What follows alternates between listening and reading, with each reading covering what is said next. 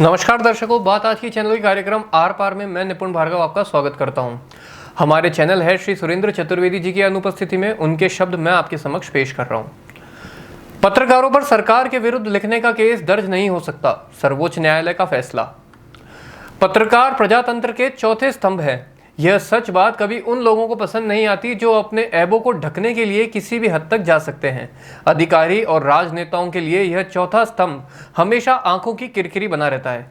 यही वजह है इस चौथे स्तंभ पर बुलडोजर चलाने के नेता और अधिकारी तरह तरह के जुगाड़ लगाते रहते हैं। जरा किसी के विरुद्ध लिखा नहीं कि कोई ना कोई सर्पमाला उनके गले में डाल दी जाती है। अब सर्वोच्च न्यायालय ने अपने एक फैसले में स्पष्ट कर दिया है कि सरकार या किसी राजनेता की आलोचना करने पर किसी पत्रकार के विरुद्ध क्रिमिनल केस दर्ज नहीं किया जा सकता। देश के पत्रकारों को बड़ी राहत देते हुए न्यायमूर्ति ऋषिकेश राय और मान भट्टी की बेंच ने उत्तर प्रदेश के पत्रकार अभिषेक उपाध्याय के मामले में यह फैसला दिया है। उनके विरुद्ध योगी सरकार की नीयत पर लिखे ब्लॉग को लेकर क्रिमिनल केस दायर किया था। इंफॉर्मेशन टेक्नोलॉजी एक्ट की धारा 66 सहित उन पर कई धाराएं लगाई गई थी। अभिव्यक्ति की स्वतंत्रता पर टिप्पणी करते हुए विद्वान न्यायाधीशों ने कहा कि प्रजातांत्रिक देशों में पत्रकारों को अपनी राय जाहिर करने का पूरा हक है। यदि कोई पत्रकार सरकार या किसी नेता की नीयत या नीति पर अपना नजरिया व्यक्त करता है तो उसे अपराधी नहीं माना जा सकता। देश के पत्रकारों पर अक्सर इस तरह के मामले प्रभावशाली नेता करवा देते हैं। इसकी भी एक सुनियोजित पद्धति इस्तेमाल होती है। नेता सबसे पहले पत्रकार से शांतिपूर्वक समझौते की बात करता है।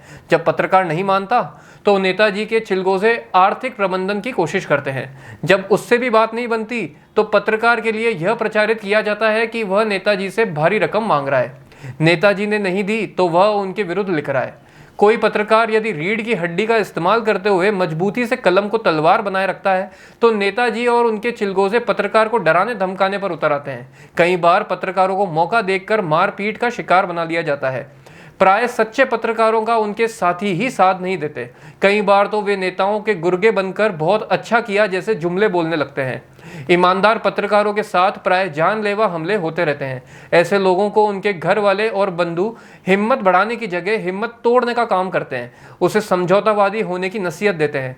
कई मोर्चों पर निहत्था लड़ने वाला पत्रकार यदि फिर भी राजनेताओं से मुठभेड़ जारी रखता है तो अंत में उसके विरुद्ध कोई ना कोई मुकदमा दर्ज करवा दिया जाता है। कहने की जरूरत नहीं कि राजनेताओं की कठपुतली बनी पुलिस पत्रकार के साथ क्या क्या बर्ताव करती है। थाने में उसकी कंबल परेड और शर्मनाक दृश्यों का फिल्मांकन किया जाता है। क्लिप्स अपने आका को भेजी जाती है। पत्रकार का मनोबल भले ही ना टूटे, उसके हाथ पैर जरूर तोड़ दिए जाते हैं। पत्रकार यदि सत्यवान हरिश्चंद्र की औलाद हो तो उसे सुप्रीम कोर्ट तक केस लड़ना पड़ता है। उत्तर प्रदेश के पत्रकार अभिषेक उपाध्याय को भी इन सब रास्तों से गुजरते हुए सर्वोच्च न्यायालय तक अपनी लड़ाई लड़नी पड़ी।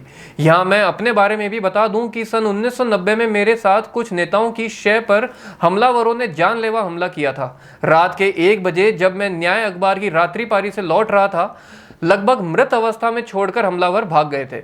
मेरे दोनों हाथ पैर टूट गए थे, सर फट गया था, 6 महीने अस्पताल दाखिल रहा था। न्याय अखबार के मर्द मालिक बाबा विश्वदेव ने पूरा अजमेर घटना के विरोध में धरने पर बैठा दिया था। 4000 लोग 8 विधायकों के साथ धरने पर बैठे। खैर, अलवर गेट पुलिस ने तमाम जांचों के बाद आखिर मामले में एफआईआर लगा दी। कोई हमलावर पकड़ नहीं आया क्योंकि मामला प्रभावशाली नेता और अपराधियों से जुड़ा था। ये बात अलग है कि हमलावरों के आकाओं से मैंने अपने हिसाब से बदला ले लिया। कुछ जेल गए, कुछ मारे गए। एक और राजनेता जो मंत्री थे, उन्होंने मेरी कलम को काबू में करने के लिए अपने चिलगोजे से मेरे विरुद्ध न्यायालय झूठा मुकदमा कृष्णगंज थाने में दर्ज करवाया। नेताजी मिनी मुख्यमंत्री माने जाते थे।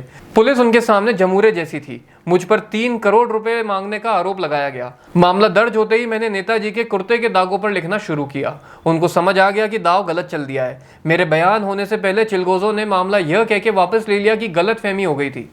इसके बाद नगर निगम के एक बड़े नेताजी ने वाद दायर कर मेरे द्वारा उनको पीटे जाने सहित कई आरोप लगा दिए।